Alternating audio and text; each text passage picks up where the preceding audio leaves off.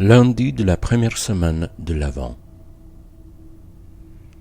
De l'Évangile selon saint Matthieu. En ce temps-là, comme Jésus était entré à Capharnaüm, un centurion s'approcha de lui et le supplia. « Seigneur, mon serviteur est couché à la maison paralysé, et il souffre terriblement. » Jésus lui dit, « Je vais aller moi-même le guérir. » Le centurion reprit, « Seigneur, je ne suis pas digne que tu entres sous mon toit. Mais dis seulement une parole et mon serviteur sera guéri. Moi-même, qui suis soumis à une autorité, j'ai des soldats sous mes ordres. À l'un je dis « va » et il va. À un autre « viens » et il vient. Et à mon esclave « fais ceci » et il le fait.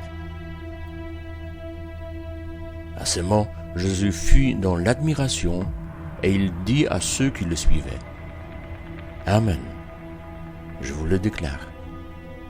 Chez personne en Israël, je n'ai trouvé une telle foi.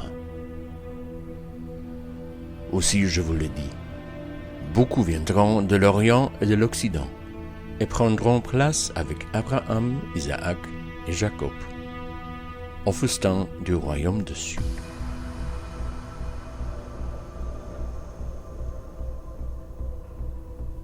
Ce centurion n'était pas seulement le supérieur de son serviteur. Il se souciait de lui et en plus, il l'aimait. Il avait un pouvoir total sur lui et pourtant, il les traitait avec amour et soin. Et en même temps, il savait qu'il y a quelqu'un d'infiniment plus grand au-dessus de lui, Dieu lui-même.